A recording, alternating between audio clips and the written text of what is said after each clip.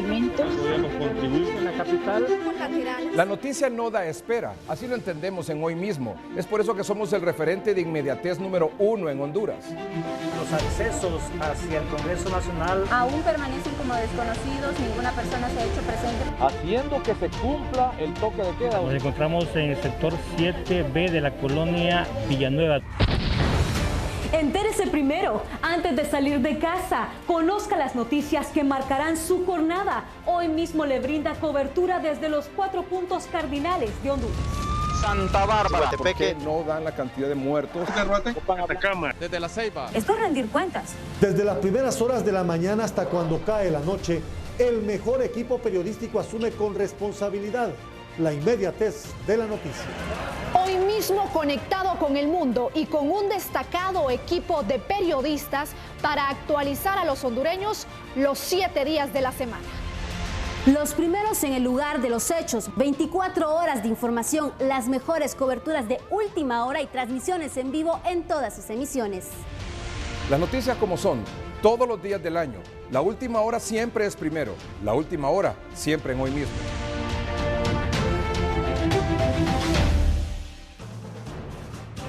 Buenas noches. La Policía Nacional en diferentes operativos, tanto en El Paraíso como en Tegucigalpa, ha decomisado casi 100,000 mascarillas a raíz de varias denuncias sobre supuesto acaparamiento, asimismo en cuanto a elevar el precio de este producto. A raíz de estos operativos se detuvo a 4 personas que son originarias de Tegucigalpa. Escuchemos a la comisario Zuley Ponce, portavoz de la DPI. Uno de los puntos que estaba siendo objeto de vigilancia y seguimiento, pues fue posible el decomiso de aproximadamente 60,000 mascarillas quirúrgicas, las cuales se encontraban al interior de una bodega comercial que está ubicada en un edificio de esta ciudad capital. Estas mascarillas pues fueron ya remitidas para el proceso de embalaje y conteo específico, ¿verdad? Siento que en este momento solamente se tiene un aproximado de la cantidad de las mismas. Estas serán remitidas a la Fiscalía Especial de Protección al Consumidor, quien determinará pues los lineamientos a seguir. De igual manera se está realizando el diligenciamiento en cuanto a los propietarios de las mismas. Específicamente la Dirección Nacional de Puntos Fronterizos en la zona oriental también ha decomisado este día un fuerte lote de mascarillas, producto siempre de estas operaciones que la Policía Nacional a través de todas sus direcciones pues mantiene de manera permanente para garantizar a la población pues que no sea objeto de estos comerciantes inescrupulosos, como le dije anteriormente, que pretenden pues debido a la necesidad que tiene la población en este momento de tanto de mascarillas, geles antibacteriales, así como guantes, pues elevar los costos, ¿verdad? Las personas detenidas ya fueron puestas ante los órganos jurisdiccionales. Ahora voy con Omar Valenzuela, que tiene más información en Santa Bárbara. Buenas noches, un gusto saludarle, Flavio Palón, desde la ciudad de Zicotepeque. Nos encontramos en el Boulevard Marazón, exactamente. Este día hubo una importante reunión entre empresarios, como también así autoridades municipales, con el regidor Efraín Aquiles Pereira, don Efraín Aquiles Pereira. Importante reunión donde ya se comienza a dinamizar con mucha seguridad con aquellos supermercados o establecimientos que cumplen estas normas. Sí, Omar, hoy anduvimos reunidos con varios empresarios, con dueños de gasolineras, con dueños de supermercados, con la maquila inclusive, que está pidiendo que se aperture la maquila y andamos hablando con ellos. También lo hicimos con dueños de bodegas de productos que son básicos en la parte alimenticia, y a todo ello debemos de darle pensamiento a nivel de la corporación, y es por ello que fuimos convocados para el día de mañana a las 2 de la tarde a una sesión de corporación. ¿Hay factibilidad de poder aperturar algunos negocios o algunos, sobre todo en este caso las maquilas? Mire, hemos estado hablando con los maquileros, ellos van a poner una parte. Nos preocupa el traslado de estas personas en transporte. Nos fueron a enseñar las instalaciones, qué es lo que han hecho ya para tener poder darle a las personas la seguridad de que puedan entrar. Y más, las ferreterías, por ejemplo, fuimos a ponerles un reglamento que lo dictamina ya la corporación y el gobierno para que puedan estar a tono con la seguridad que requiere el Estado. Don Aquiles, sorprendido con el empeño que están poniendo los empresarios en Ciguatepeque para poderle prestar bioseguridad tanto a los clientes como también a los empleados. Mire, debo decirle con mucha propiedad, son un modelo en Ciguatepeque. Aquí somos un modelo de acatar disposiciones de la autoridad. Y aquí yo quisiera que en algún momento ustedes hicieran videos de la responsabilidad que están tomando los empresarios en Ciguatepeque. Muchas gracias, don Efraín Aquiles Pereira, regidor municipal, así que hay mucha factibilidad de que se dinamice aún más el comercio en la ciudad de Ciguatepeque. Yo desde aquí, desde el Boulevard Morazán, me voy hasta esta tierra del Junco y La Palma con usted, Alexis Gutiérrez. Buenas noches. Buenas noches, Omar. Un gusto saludarle desde la cabecera departamental en Santa Bárbara. Quiero comentarles también a todos nuestros televidentes de Noticieros Hoy Mismo, edición estelar.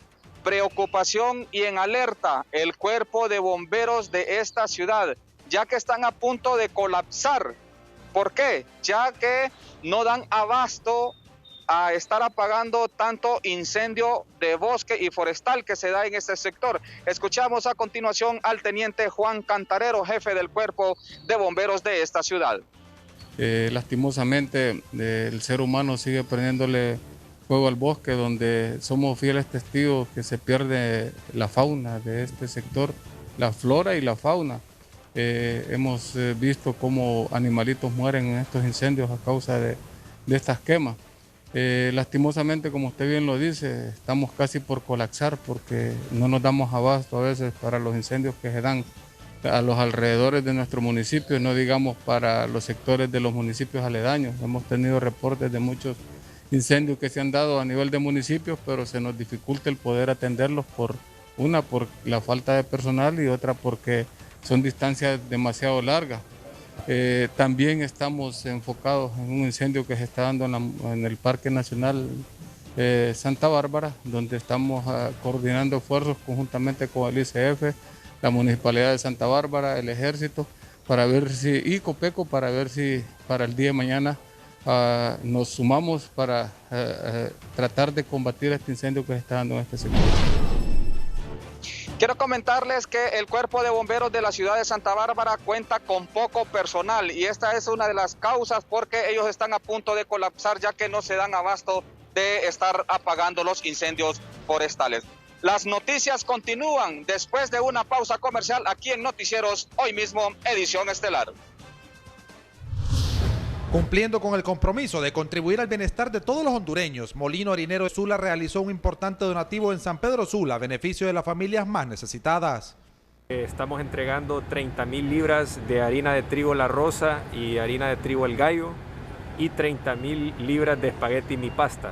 Todo esto se está pudiendo llevar a cabo gracias a nuestros clientes. El donativo fue entregado a las organizaciones de la Iglesia Evangélica Ministerio de Benecer y Cáritas de Honduras de la Pastoral Social de la Iglesia Católica. Queremos agradecer a Molino Harinero Sula por este noble gesto, por este donativo. La Iglesia de Cristo Benecer estamos muy contentos porque sabemos que podemos llevar esta ayuda donde más necesidad hay. Que esta entrega de esta donación representa una dosis de esperanza y de solidaridad para estas familias. Muchas gracias. Una vez más, Molino Harinero de Sula, a través de sus marcas Harina La Rosa, Harina El Gallo y Mi Pasta, se hacen presentes para apoyar a las familias hondureñas. Gracias, amables televidentes, en vivo totalmente desde la ciudad Puerto de la Ceiba. Le informamos que este día las autoridades del Hospital General Atlántida han confirmado la muerte de una persona en la sala de aislamiento para pacientes con COVID-19 que ingresó la noche de ayer y que lastimosamente esta madrugada falleció, y se está a la espera de los resultados por parte del laboratorio para dar a conocer si falleció con esta pandemia o sale negativo. Escuchemos. Este día, en horas de la mañana, falleció en la sala de COVID-19 del Hospital General Atlántida una persona del sexo femenino de 51 años de edad. El fallecimiento de una persona de 51 años, una mujer que fue referida de un centro hospitalario privado de aquí de la localidad de La Ceiba, ¿verdad? Ella es originaria del departamento de Colón, con un problema de una neumonía, ¿verdad? Un proceso de una sepsis pulmonar con foco de entrada pulmonar, paciente diabética, descompensada, ¿verdad? Además hipertensa y con una insuficiencia renal aguda. Muy complicada, ¿verdad? Que ingresó como sospechosa de coronavirus, se le tomó la muestra, ingresó aproximadamente a las 7:30 de la noche y falleció a las 4:20 de la madrugada del día de hoy. Luego del fallecimiento se le practicaron las pruebas por COVID-19, mismas que serán enviadas al Laboratorio Nacional de Virología a la espera de los resultados en los próximos días. Ya se les tomaron la prueba, ¿verdad? Serán enviadas el día de hoy al Laboratorio de Virología de Tegucigalpa y quedaremos a la espera de los resultados de la prueba. Todo depende de la respuesta del Laboratorio de Virología, más o menos estamos teniendo los resultados de las pruebas entre 5 y 7 días. En La Ceiba, Gustavo Bustillo, Noticieros Hoy Mismo. Ante estos casos, las autoridades de la Secretaría de Salud han intensificado los operativos para evitar así la propagación del COVID-19 en los distintos sectores del departamento de Atlántida, que se mantiene bajo emergencia y bajo toque de queda para cumplimiento de la misma y por supuesto así evitar el contagio de esta pandemia. Desde la ciudad Puerto de la Ceiba vamos hasta Tegucigalpa con nuestra compañera Isi Ramírez. Adelante, buenas noches.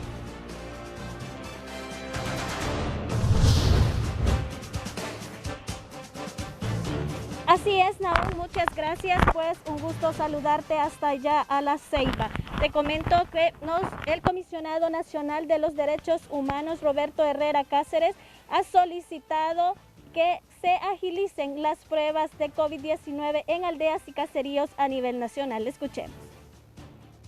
Sí, nosotros pensamos que es importante que además del tratamiento que se da en los centros, el tratamiento tradicional en los centros locales de salud, es importante que se hayan unidades móviles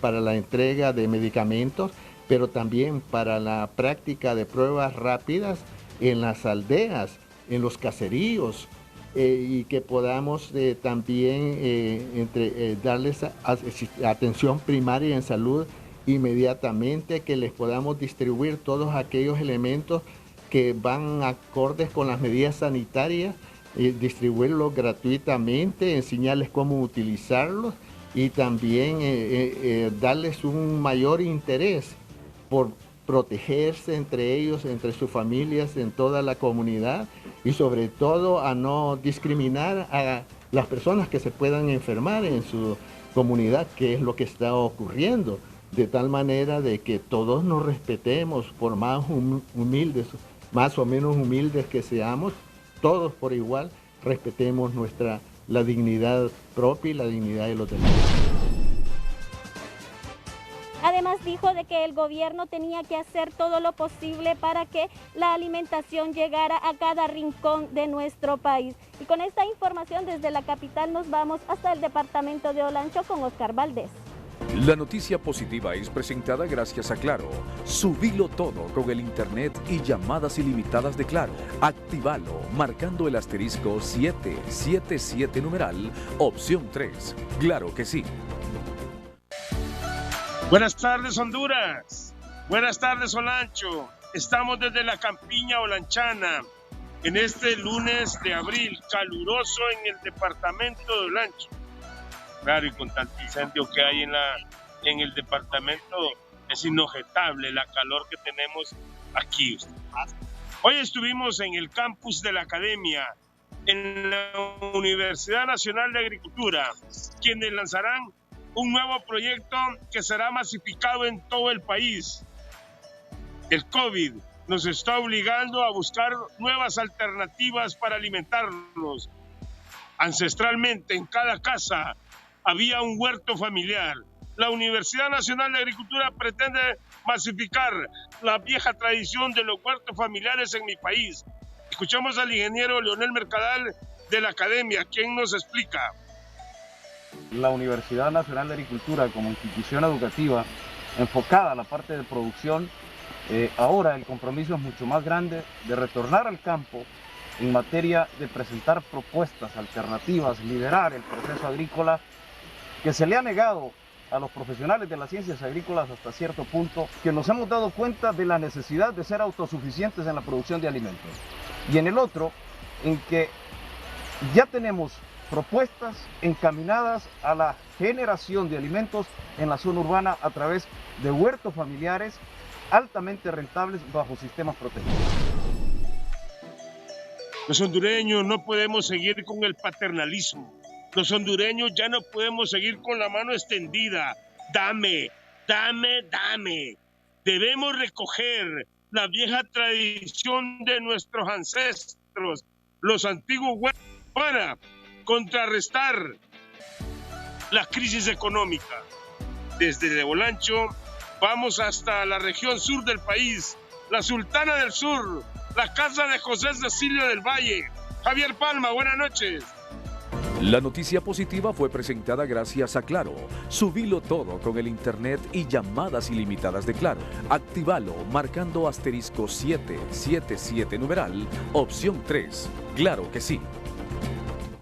Bien, gracias a Oscar Valdés. En efecto, pues vamos a dar a conocer a ustedes nuestras informaciones precisamente relacionado a lo que ocurre en Nacaome. Hoy los motociclistas, en este caso mototaxistas diríamos, se tomaron el eje carretero a la altura del puente de Guasirope. Y esto precisamente por la falta de alimentos. Ha manifestado de que ya tienen más de un mes sin poder trabajar. Y esto pues les incurre a problemas porque ya no pueden llevar sustento a su familia. Por lo que tomaron esta determinación de tomarse la carretera y exigir sobre todo al gobierno, a la alcaldía, a las autoridades para que puedan permitirles trabajar con los mototaxis. La situación es que se dio en horas de la mañana, llegó la policía, llegaron a un acuerdo para poder lograr pues desalojar pacíficamente. Eso significa precisamente que van a tener una reunión posterior con el alcalde Víctor Flores, al igual pues que con las autoridades de Sinajer, para tratar de ver qué se puede hacer en este caso. Se necesita de alimentos por parte de estos transportistas. Yo voy a ir precisamente hasta Copán con nuestro compañero Ramón Rojas, donde nos sigue informando. Buenas noches, Ramón. Buenas noches Javier Palma en Choluteca, amigos televidentes de Hoy Mismo Estelar. Mire, la llegada de compatriotas que han sido deportados de Estados Unidos y México están llegando por carretera, por tierra, a la frontera de Agua Caliente y El Florido en el departamento de Copán. Al menos 50 repatriados han llegado durante el pasado fin de semana para diferentes puntos del occidente del país, quienes tienen que guardar cuarentena. Hemos dialogado con la gobernadora de Copán, Claudia Yadira Guerra, quien nos detalla a continuación. Sí, estamos recibiendo por la aduana de Agua Caliente y es muy probable que por la aduana del Florido también hagan el ingreso nuestros compatriotas que se encuentran en este sector de México. Entendemos que están siendo enviados para que retornen a nuestro país y a los países vecinos también. El fin de semana recibimos una cantidad de más de 50 retornados.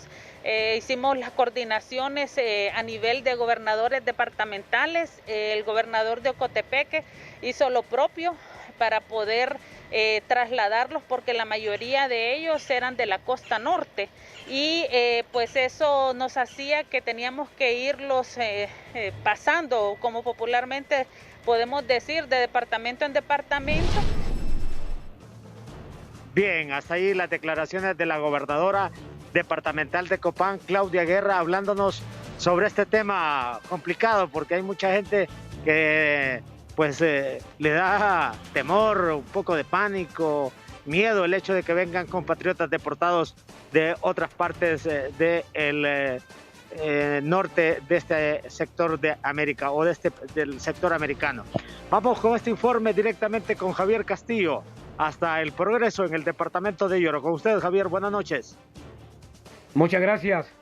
A raíz de los dos últimos casos confirmados por Sinajer en esta ciudad del Progreso, especialmente en las colonias Melgar Castro y la de Manuel, las autoridades de salud procedieron a montar un cerco epidemiológico para evitar que se propague aún más esta terrible enfermedad. Así lo va a conocer la doctora Esmeralda Velázquez, directora de Salud Municipal. Así es, efectivamente, pues el día de ayer las autoridades de Sinajera a nivel de cadena nacional dieron la notificación de 2 casos positivos para el municipio del Progreso, de 21 muestras realizadas y el resto son negativas, solo 2 casos confirmados. Uno corresponde a la colonia de Manuel 1 y el otro aquí a la colonia Melgar Castro. Una niña de 6 años y una mujer de 57. Efectivamente, nosotros hablamos de casos, ¿verdad?, que corresponden a este tipo de colonias. Ya se realizó lo que corresponde al cerco epidemiológico en la colonia de Manuel y aquí pues ahorita nos estamos trasladando para iniciar actividades en lo que es la colonia Melgar Castro. ¿Es un cerco epidemiológico? El caso de la colonia Melgar Castro es una muestra enviada desde el 9 de abril, recién notificado el caso el día de ayer. Prácticamente ya se cumplió el tiempo de cuarentena. Quiero agregar de que hasta hoy son 12 los casos confirmados de coronavirus en el departamento de Yoro, de los cuales 9 son en esta ciudad del Progreso, 2 fallecidos. Con este informe regreso a estudios. Taxistas conductores del transporte urbano e interurbano realizaron esta mañana un plantón pacífico en las casetas de peaje en Puerto Cortés, aduciendo que se han visto perjudicados con las medidas tomadas por el gobierno para combatir la pandemia del COVID-19 y que no han recibido la bolsa solidaria ni ningún apoyo. Como Rizy Cernas, de 23 años, fue identificada la joven que murió producto de un accidente de tránsito ocurrido esta mañana sobre el Boulevard del Norte de San Pedro Sula. Según testigos, la joven iba en su motocicleta cuando fue embestida por un vehículo turismo. La joven psicóloga Marjorie Chinchilla Mejía murió en el quirófano del Hospital Mario Catarino Rivas, luego de resultar gravemente herida al impactar con un vehículo de paila y posteriormente estrellarse un poste de tendido eléctrico. En la escena quedó el cuerpo de su mascota que la acompañaba al momento del accidente. Con el propósito de frenar el contagio de COVID-19, el municipio del Progreso Yoro continúa realizando la fumigación y control de vehículos en las entradas y salidas del municipio.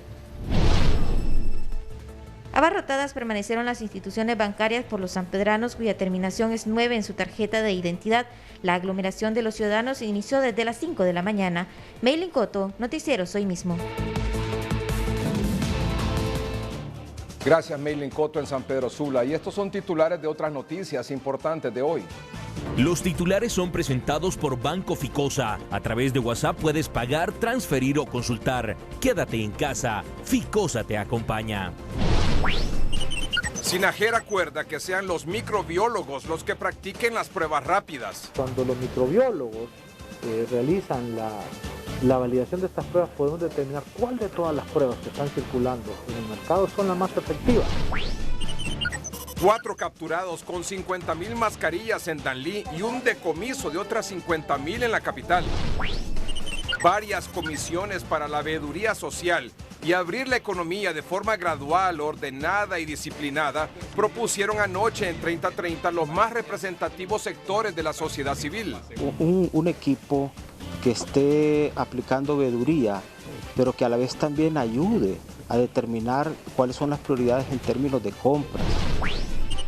Precio del petróleo cayó hoy como nunca antes en la historia por la caída de la demanda. Simultáneamente al COVID-19 también aumentan los casos de dengue en el país. Los titulares fueron presentados por Banco Ficosa. A través de WhatsApp puedes pagar, transferir o consultar. Quédate en casa. Ficosa te acompaña. Este es su noticiero Hoy Mismo con Edgardo Melgar. Sinajera acordó que los microbiólogos serán los encargados de aplicar las pruebas rápidas, autorizadas ya por la Agencia de Regulación Sanitaria ARSA. Estos son los detalles. La noticia del día es presentada por el nuevo Broncopulmin D, con su máxima efectividad descongestionante, efectivo desde la primera cucharadita.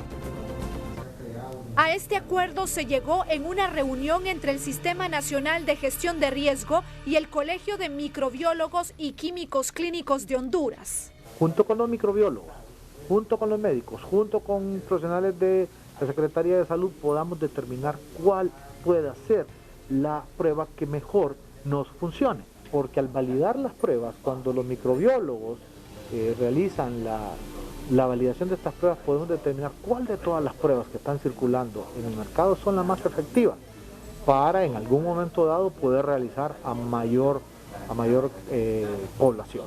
Hay 1.520 microbiólogos capacitados para aplicar pruebas rápidas bajo los lineamientos de la Secretaría de Salud. El médico va a hacer lo que es la evaluación clínica, va a ver todos los requisitos que se requieren y los lineamientos que ha establecido pues, el Ministerio de Salud, y nosotros seremos los encargados de realizar las pruebas diagnósticas. Se acentuó que la aplicación de las pruebas se hará con una prescripción médica. Pero no se va a hacer ninguna prueba ni en ninguna farmacia, ni en ningún supermercado, ni usted la va a poder adquirir de manera de venta popular o comercial. Tiene que ir con una prescripción médica, llena una ficha epidemiológica que le haga ver de que es candidato por sus características de síntomas para realizarse la prueba. Y estamos hablando en este tema de prueba rápida. Con estas pruebas rápidas se obtendrá el resultado en 15 o 20 minutos. Si el resultado es positivo, se procederá a la confirmación de la enfermedad con la prueba de reacción en cadena de polimerasa, conocida como PCR. Rocío Hernández, Noticieros Hoy Mismo.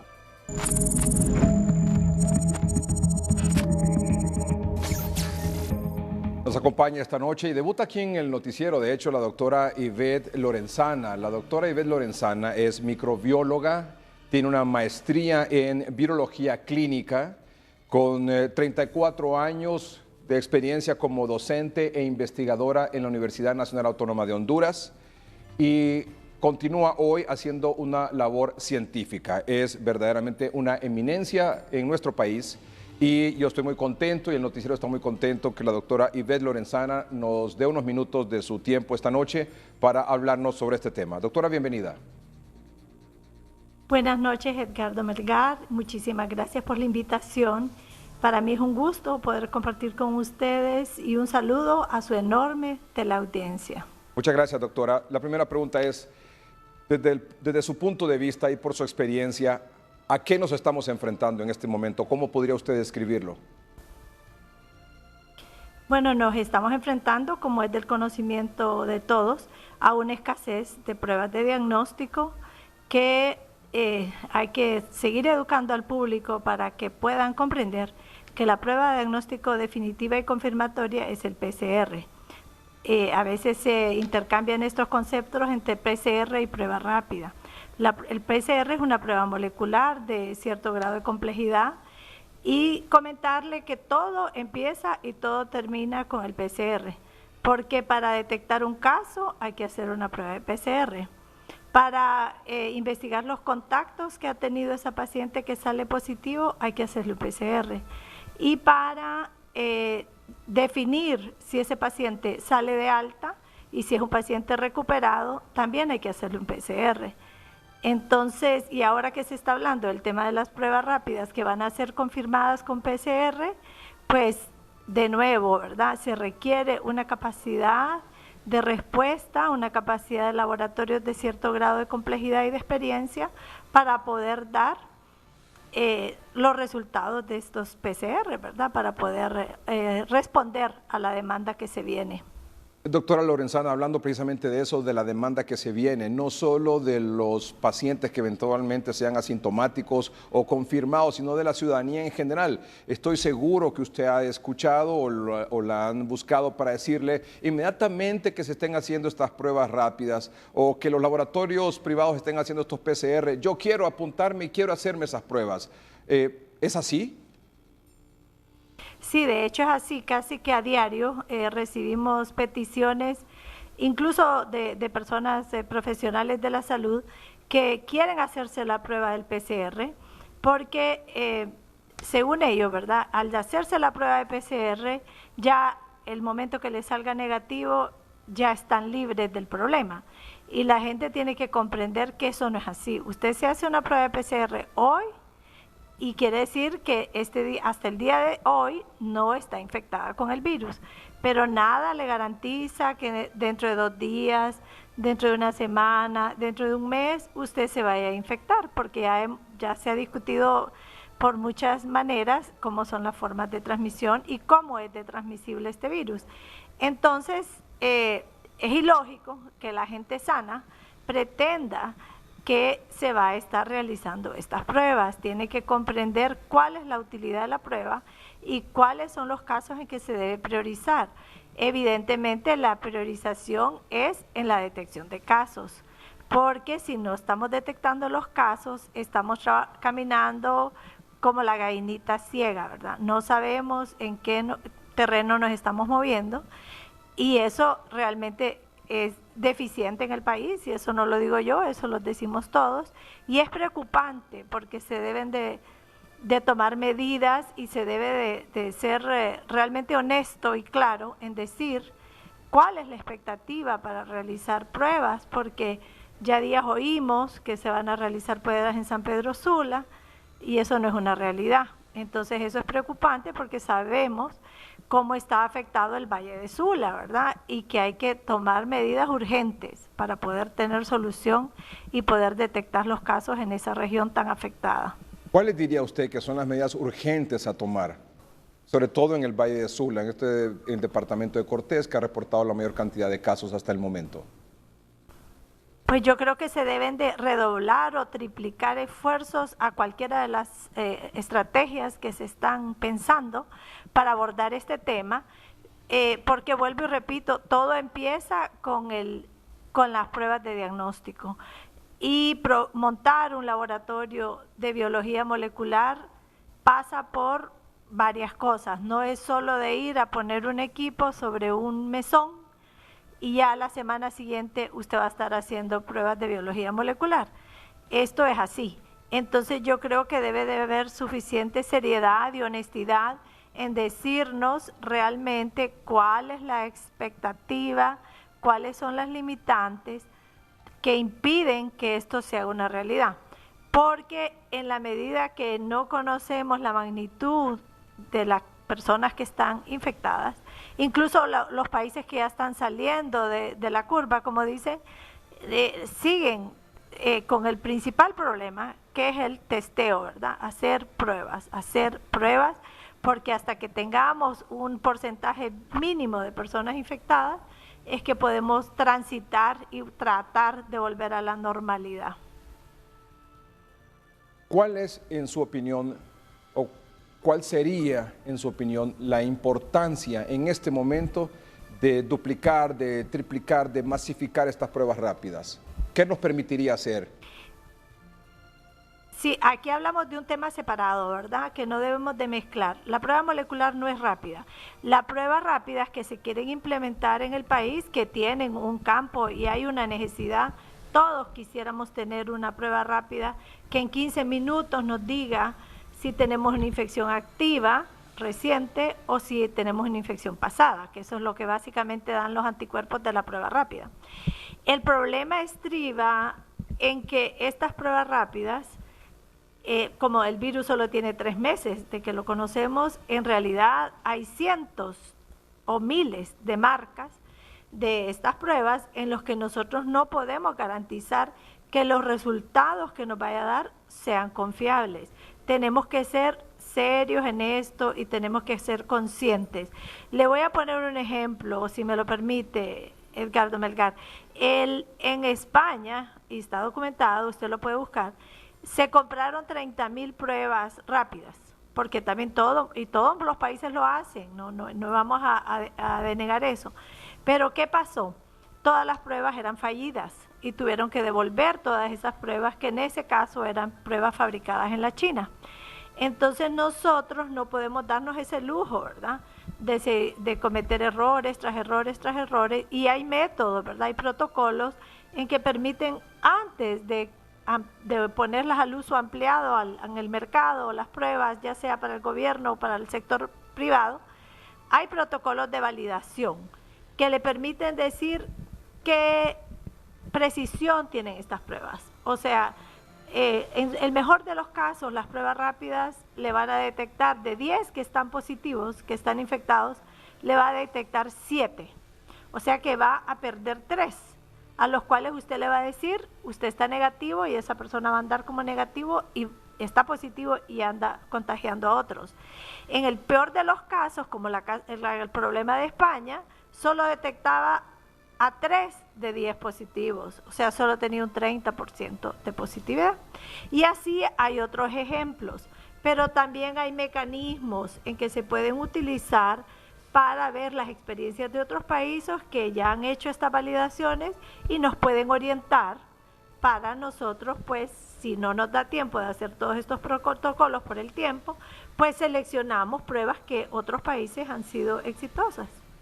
Pero en este caso, las pruebas rápidas es, a pesar de que no son 100% confiables, he entendido que a través de estas pruebas rápidas se puede identificar al menos si algunas personas pueden tener alguna condición de virus y que por lo tanto se le puede luego confirmar con una PCR. Es decir, ¿ese es el camino que debemos de seguir? Sí, definitivamente, como le digo, tienen su uso y aplicación. No es que son del todo, hay que descartarlas, no. Y esa es la manera correcta. Si le da positiva una IgM, porque mide 2 tipos de anticuerpos, IgM y IgG, pero no nos compliquemos en eso. El IgM es de un marcador de infección reciente. Entonces esa IgM definitivamente la tiene que confirmar por PCR. No la puede considerar como definitiva. Pero el problema más grande es en las que le dan negativa, que son falsos negativos, y usted entonces da un resultado como negativo, porque si le va a hacer a todos positivos y negativos el PCR, ¿para qué va a gastar en eso, verdad? Entonces, ese es el problema. Entonces, previo a poder aplicar la prueba, se hacen valoraciones, y hay un grupo de médicos, epidemiólogos, salubristas, que están asesorando al presidente y al gobierno, que es un grupo que se llama la Plataforma Todos contra el COVID. Hay internistas también. Ellos han desarrollado un protocolo para validar 4 pruebas rápidas, de las que están haciendo fila ahorita en el ARSA para poder obtener su aprobación. Entonces, yo creo que a veces un poquito de paciencia. Otro aspecto es cautela, porque no nos vamos a lanzar y puede ser contraproducente los resultados que podamos obtener. Nadie los puede predecir, ¿verdad? Si no se hacen las valoraciones. Entonces, ese sería mi mensaje principal, ¿verdad? Luego, eventualmente, tal vez un poco complicado mencionarlo, pero no veo por qué no, su público es bastante ávido a aprender, es que van a venir las pruebas de antígeno. Esas van a venir, así como hay una prueba de antígeno para dengue. Entonces esa va a venir a ser en cierta forma equivalente al PCR. Nunca lo va a equiparar, nunca, porque la sensibilidad de las pruebas moleculares es altísima. Entonces nunca va a tener comparable, pero va a venir a poder ayudar, porque el momento que ya salga positiva, entonces ya usted puede considerar que hay una infección. Cuando usted habla, doctora, no sé si expliqué bien. No, sí, muy bien, doctora. Cuando usted habla de que las autoridades sanitarias tienen que confirmar o validar esta prueba rápida y que hay 4 en fila esperando la autorización, significa que hay distintas marcas, hay distintas calidades, evidentemente. Entonces, por decirlo algo, ahora mismo en ARSA hay 4 tipos de pruebas rápidas, A, B, C y D, y tienen que definir cuál de las 4 es la que se va a utilizar. No, en ARSA hay como 200 haciendo fila. En el protocolo que desarrollaron estos clínicos, epidemiólogos, salubristas, ellos proponen probar 4 de todas esas 200, y se van a basar en cuáles son los certificados de calidad que tienen esas que van a ser seleccionadas, porque es imposible, ¿verdad?, que se pongan a valorar y evaluar 200. Entonces va a ser como un filtro, y de ahí van a proceder. Entonces, esa es la manera de hacerlo, porque las pruebas rápidas los microbiólogos lo sabemos, yo estoy totalmente de acuerdo que seamos los microbiólogos los que las procesemos, pero también sabemos en otras enfermedades, ¿verdad?, que las pruebas rápidas no tienen una especificidad, una sensibilidad comparable, por ejemplo, con pruebas un poquito más de mayor complejidad como son las ELISAs. Eso ya lo sabemos, eso es una cuestión conocida, ¿verdad? Entonces, muy pocas pruebas rápidas alcanzan una sensibilidad analítica mayor del 80%. Quiere decir que le van a detectar, en el mejor de los casos, 8 positivos de 10 verdaderos positivos. Es importante tener Entonces, claro eso. Yo lo que quiero, Sí. sí, claro, porque si no, usted tiene que tener el impacto de los que usted está reportando como que no están infectados, estando infectados. Y no es culpa de que hace la prueba, Claro. es situación de la calidad de los productos, de las pruebas. Yo comentaba con amistades y les decía, esto es como los teléfonos chinos. Los teléfonos chinos, hay teléfonos chinos descartables, prácticamente se usan una semana y los botan, así como también hay teléfonos chinos buenísimos, ¿verdad?, que se comparan con los mejores. Es prácticamente, esa es la analogía más clara que le puedo hacer, ¿verdad? Entonces, mi mensaje es, hay que tener cautela, hay que tener entendimiento de que la prueba PCR es para detectar si una persona está infectada en el momento y se debe de usar para gente que tiene síntomas o los contactos de estas personas. Y luego para cuando estén recuperados. Y las pruebas de anticuerpos pueden servir para estudios poblacionales, estudios de cero prevalencia, pero por favorcito, ¿verdad?, usemos la mejor prueba posible. No tenemos por qué nosotros conformarnos con lo que haya, ¿verdad? Sino que podemos seleccionar algo que vayamos a tener mejores resultados. ¿Y cuándo vamos a tener definido cuál es la prueba rápida que se va a utilizar en el país?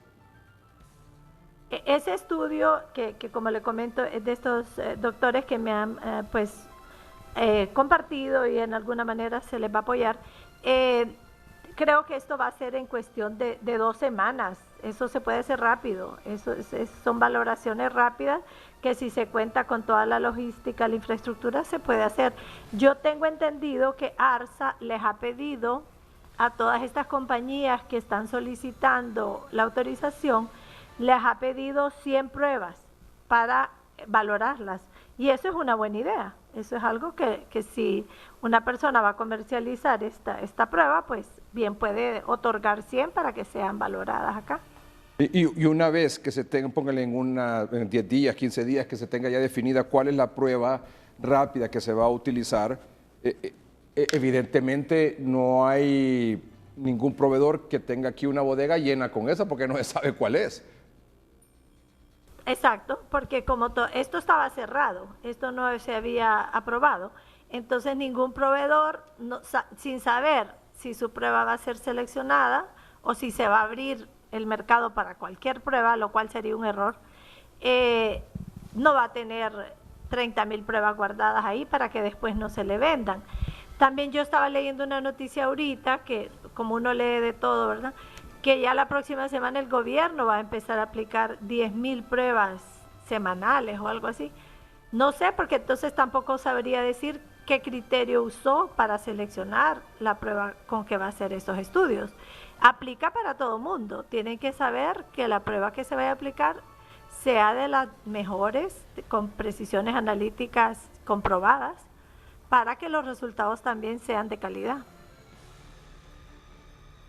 Entonces estamos hablando que una vez que se defina la prueba rápida que se va a utilizar, que eso puede tomar 10, 15 días, luego entonces hay que ir a buscar esas pruebas rápidas en el mercado internacional. ¿Dónde está? Está aquí en América, está en Europa, y que venga aquí para comenzarlas a utilizar.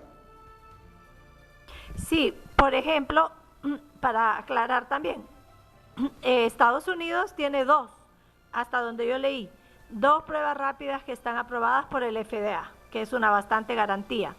Pero esas pruebas rápidas son de uso exclusivo para el pueblo norteamericano, no, para consumo interno. Entonces esas no podemos ni de broma soñar que las vamos a poder obtener. Pero hay otros países, ¿verdad?, que sí tienen y que ya las han valorado, pero claro, vienen de Brasil, de Australia, de Canadá, del mismo China, ¿verdad?, Corea. Entonces sí, tendría que generalmente los proveedores tienen una buena relación con su suplidor, entonces yo me imagino que rápidamente pues pueden poner la orden y como esto es una emergencia, se las pueden tener acá en cuestión de días. Eso es lo que yo soñaría a que se diera. ¿Hace cuánto tiempo debió hacerse esto, doctora? Bueno, de las pruebas rápidas, esto ya días está sonando y créame, no es una cosa que solo nos está pasando a nosotros en Honduras, como le conté la situación de España, incluso el Reino Unido ahorita invirtió 1.6 millones de libras esterlinas en pruebas de ELISA, que supuestamente son más confiables, de mejor desempeño, y fueron fallidas también. O sea, a todo el mundo nos ha estado pasando porque ha sido un proceso de aprendizaje, ¿verdad?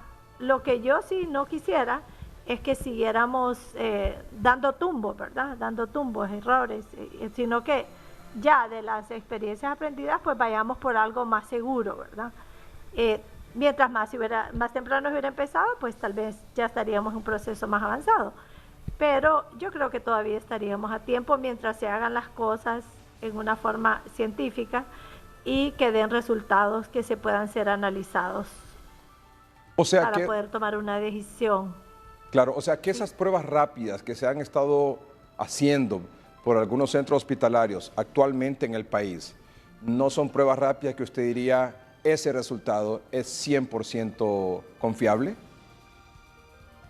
Pues a mí también me han solicitado cierto apoyo y asesoría. No está todo perdido, ¿verdad? Yo les sugiero a ellos que hagan un pequeño experimento de que tomen sus pacientes que son COVID positivos, que le tomen muestras, porque también los anticuerpos aparecen a los 7 días, que les tomen muestras consecutivas y que tomen pacientes normales, sanos, y que las corran. Y entonces de esa manera van a saber de sus positivos, verdaderos positivos, porque tienen PCR positivo, cuál es el rendimiento, cuál es la concordancia con la prueba. Sobre todo lo importante es la IgM en este momento. Entonces, se pueden hacer eso como retrospectivamente para poder valorar, porque igual ninguna de las pruebas rápidas le va a ser 100%, ninguna, pero por lo menos ya usted sabe si son de 80% de valor predictivo positivo, entonces ya usted puede decir, bueno, pues con cierta seguridad lo puedo usar. Siempre va a haber un margen de pruebas que se pierden. Y lo más importante también definir cuando se hacen esos estudios es que no le vaya a dar falsos positivos, porque entonces la población sana no tendría, en teoría, aunque sabemos que hay asintomáticos, ¿verdad? Pero hay formas de tener muestras de plasma, por ejemplo, o de suero previo a la epidemia. Esas no van a tener anticuerpos por definición. Entonces, ahí usted también está estudiando la especificidad, que esas pruebas no le tendrían que dar ningún positivo. Entonces está midiendo los dos elementos más preocupantes sobre el desempeño de una prueba rápida. Doctora, entre que se valide la prueba rápida a través de esta plataforma de expertos en el área y luego que se pida, podemos estar hablando de que esa prueba rápida validada por las autoridades y por los expertos podría comenzarse a aplicar en un mes. Yo diría que sería lo mejor. Yo diría que sería lo mejor esperar, porque imagínese, pudiera ser como contraproducente, por no decirlo catastrófico, que empezaran a emitirse resultados que estén diciendo que una persona no tiene el virus y lo tiene, y diciéndole a otras personas que lo tienen sin tenerlo, ¿verdad? Entonces, ninguna de las dos situaciones es favorable. Y otro punto es la inmunoglobulina G, que eso ya es indicador de inmunidad, pero parece que en esta inmunoglobulina hay mayores, los resultados son más favorables, son mayores concordancias, es más estable la detección, y eso sí va a ser útil cuando querramos definir cuántas de las personas ya tienen una inmunidad, que puede ser una inmunidad temporal, eso todavía no se sabe, pero por lo menos una inmunidad que les permita volver a circular. Eso también tendría otra aplicación. Definitivamente, como le digo, todas estas pruebas tienen una aplicación y un uso, solo que hay que hacerlo en una manera responsable. Y yo estoy de acuerdo que todos urgimos y todos necesitamos de que se hagan esas pruebas. Pero también es importante no generar falsas expectativas en función de que ya mañana vamos a estar haciendo X o Y miles de cantidades de pruebas rápidas a nivel nacional. Sí, eso no sería lo recomendado. Yo estoy segura, porque leo los documentos de la OPS, que OPS respalda esto, ¿verdad? Esta situación. OPS no favorece al uso indiscriminado de pruebas rápidas sin conocer ciertas valoraciones sobre el desempeño de las pruebas. Es muy peligroso. Es muy peligroso, incluso, ¿verdad? Cuando ya se hagan las pruebas de inmunidad, o sea, lo del anticuerpos IgG, también hay que tener precauciones para garantizar, ¿verdad?, que esa persona ya ha estado expuesta al virus, que con tranquilidad puede retornar al trabajo. Ya otros países lo están haciendo. Ecuador ya tiene sus propios algoritmos e incluso les dan una tarjetita de inmune, ¿verdad?, para que pueda circular. Entonces se la piden, ¿verdad?, donde quiera que vaya, y eso garantiza.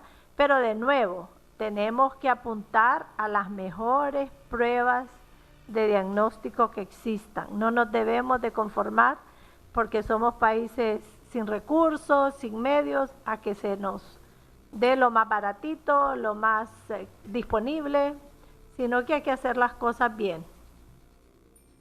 Doctora, he escuchado muchas versiones y nuestros amables televidentes también en relación a que a cierta cantidad de semanas, 7, 8, 9, 10, se puede alcanzar el pico máximo de contagiados en un país de este nuevo coronavirus. ¿Usted comparte ese criterio o cuál es su opinión sobre este particular?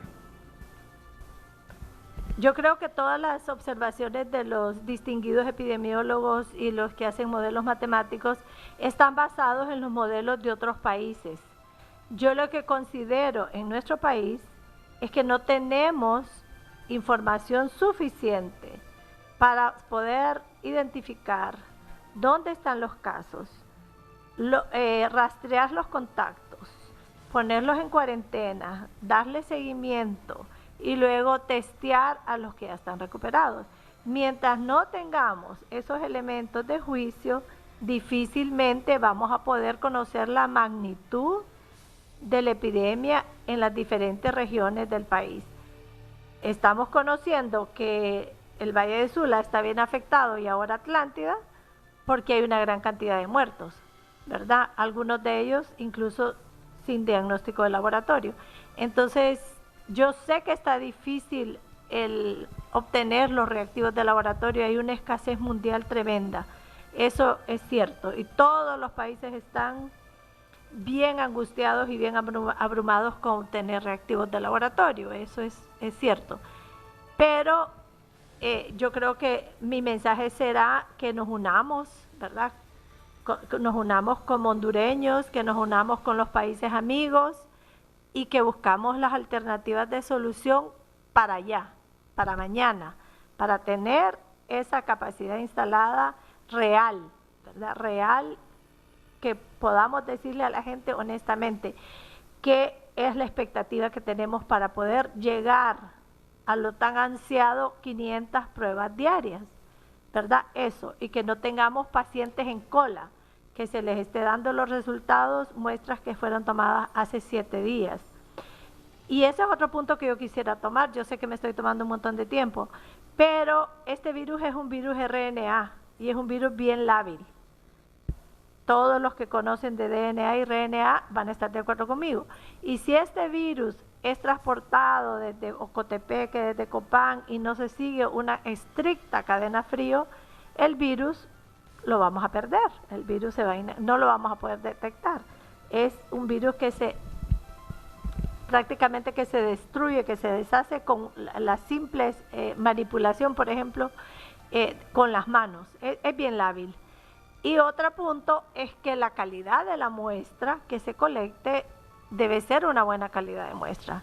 Y entonces yo sugeriría que la Secretaría de Salud esté pasando videos constantemente a todos los niveles que colectan muestras, porque de una buena muestra depende un buen diagnóstico.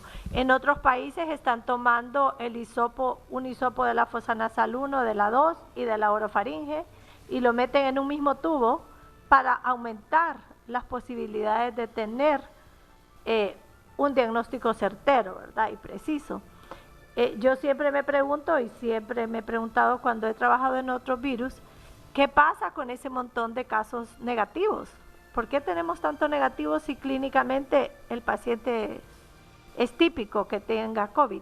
¿Verdad? Entonces hay que empezarse a hacer todo ese tipo de preguntas, hay que empezar a cuidar la calidad, la cadena fría y muchos otros aspectos que nos van a ayudar, ¿verdad?, a no estar desperdiciando los escasos recursos que tenemos.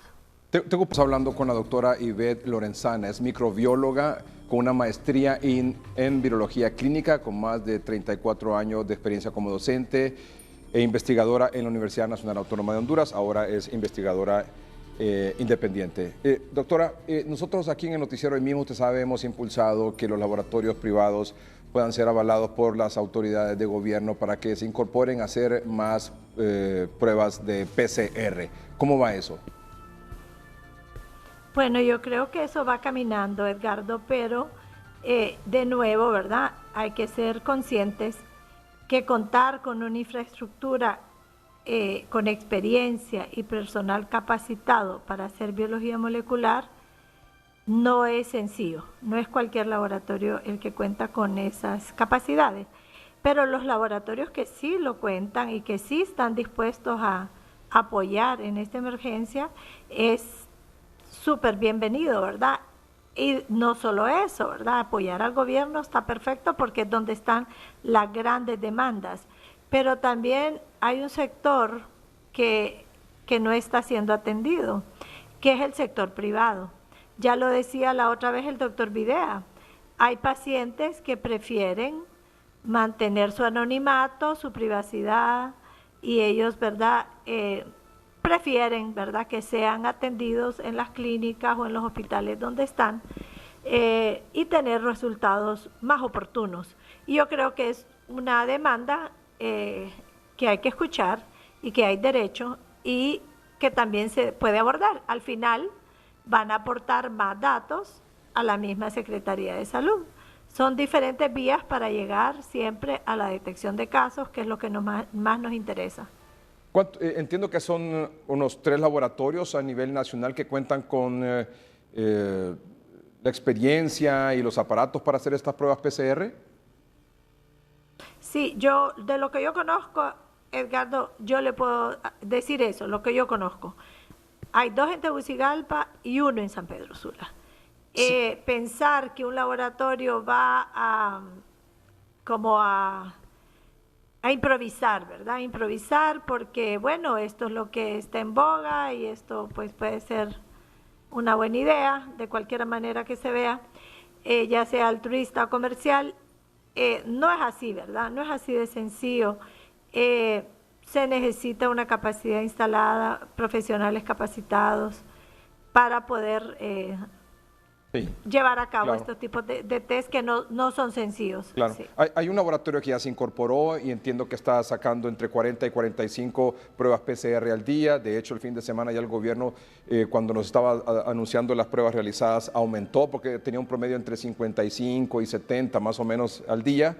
Ya aumentaron con la incorporación de un laboratorio. Un par de laboratorios más podríamos aspirar a tener unas 200 al día. Sí, ojalá, ¿verdad? Todo depende de qué tan listos estén los laboratorios, ¿verdad? Para poder asumir ese compromiso, porque es un compromiso. Y de hecho, pues si vemos que el Laboratorio Nacional de Virología ha estado procesando entre 50 y 80, pues con el personal que ellos cuentan, con todo el apoyo que tienen de todas partes, entonces tampoco es como recargar a los laboratorios que al final del día pues son empresas privadas, ¿verdad? Y están aportando su granito de arena, pero sí es significativo, y si se pudiera sostener en el tiempo sería ideal, ¿verdad? Muy bien. Doctora, le agradezco mucho que haya aceptado participar esta noche aquí en el noticiero. ¿Y qué mensaje nos deja? Bueno, yo le quiero dejar un mensaje, primero que nada al pueblo, a todos nosotros, que ya dejemos un poquito esa autocompasión en que nos hemos metido, de que por estar encerrados y que qué hago yo y que quiero salir y que quiero esto. Ya terminemos esa fase y pasemos a la fase de cómo proyectarnos, cómo ser proactivos. Yo creo que todo mundo puede hacer algo desde ayudar con la cadena alimenticia, como hacerle compras al viejito que no puede ir al súper. De todas maneras se puede hacer algo. Yo creo que hay que superar esa etapa. Y al gobierno, que al mismo tiempo que hace la campaña de lavado de manos, uso de mascarillas, distanciamiento social, deberían de empezar también a hacer una labor de fomentar la unión, ¿verdad? La solidaridad patriótica. El hecho de decir, levantar la manito, ¿verdad? Y eso aplicable desde lo interno del gobierno, y decir, ¿saben qué? Yo en esto yo necesito un poquito de apoyo. Yo sé que por ahí hay expertos en que me pueden ayudar en el tema de economía, en el tema de sociología, qué sé yo, tantos temas, no solo es el tema médico, ¿verdad? Sino que hay tantas aristas a este problema, y siendo un problema mega problema, tan grande, necesita también de acciones y de respuestas en la misma magnitud, ¿verdad? Eso es lo que yo me gustaría decirles. Doctora Lorenzana, muchas gracias y bienvenida al equipo de hoy mismo.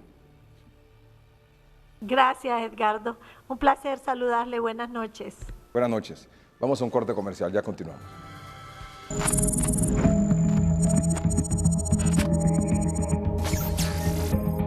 En Hoy Mismo, estamos de su lado. Si certifican los otros laboratorios y se les da el espacio, hacer más pruebas y hacer esto, agilizar esto de una forma mucho más rápida. Creo que pudiésemos estar llegando, licenciado Melgar, aproximadamente a hacer casi 300 pruebas, que sería muy alentador. ¿Cuál es su petición esta noche? Proporcionar a los laboratorios privados que hagan las pruebas moleculares. Ya podemos confirmar que los laboratorios privados tienen sus equipos calibrados y están funcionando y ya están al servicio de la población. Desde el día sábado, gracias a sus gestiones e intermediación, se ha logrado de que tengamos un mayor reporte de pruebas efectuadas en el país. Al final de lo que se trata es de evitar más muertes, eso es todo. En Hoy Mismo, estamos de su lado.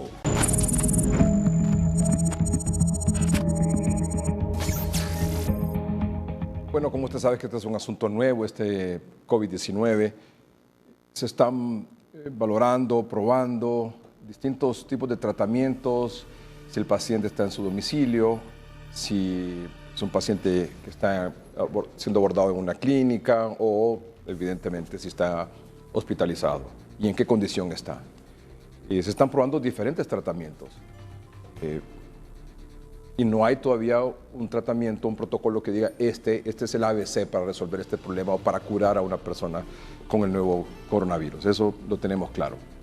Pero a partir de ahora, aquí en el país, se podrá contar con una nueva herramienta para intentar hacerle frente a esta situación. Y me refiero a esta herramienta como el plasma, este suero o porción líquida de la sangre que pueda ser extraída de pacientes que han superado el COVID-19 y que se le pueda incorporar a los pacientes en estado crítico de COVID-19 como un complemento al tratamiento que se está llevando a cabo por parte de los hospitales. Por eso está esta noche aquí con nosotros la doctora Elizabeth Binelli, Ella es médico especialista en medicina transfuncional y actualmente es miembro de la directiva de la Cruz Roja en Honduras. Doctora Vinelli, buenas noches. Buenas noches, licenciado Melgar. Muchas gracias por tenerme aquí esta noche. Antes que todo y brevemente, por favor, para que todos estemos claros y a partir de ahí hagamos una entrevista muy informativa y orientadora. ¿Qué es el plasma? El plasma es realmente la parte líquida de la sangre. La sangre tiene varios componentes y cuando uno la mete a centrifugar, se divide en una parte celular y una parte líquida. La parte celular es donde están los glóbulos y donde están las plaquetas, y en el plasma es la parte líquida y ahí hay una serie de soluciones, hay factores de la coagulación y van unas sustancias muy importantes que se llaman inmunoglobulinas, que son aquellas sustancias que nos permiten defendernos de las infecciones. ¿Cuál es el proyecto? ¿Quién lo aprobó? ¿Dónde se está tratando? Mire, nosotros interesados, la Cruz Roja, desde que presentó esta epidemia, por dar una opción al personal médico de poder enfrentar la infección y tratar a aquellos pacientes más graves. Nos organizamos con personal clínico del Hospital Escuela para presentar un protocolo. Normalmente pues el proceso pues correcto es que ese protocolo se presenta primero a un comité, que es el Comité de Ética en Investigación que tiene la Universidad Nacional Autónoma de Honduras, la Facultad de Medicina.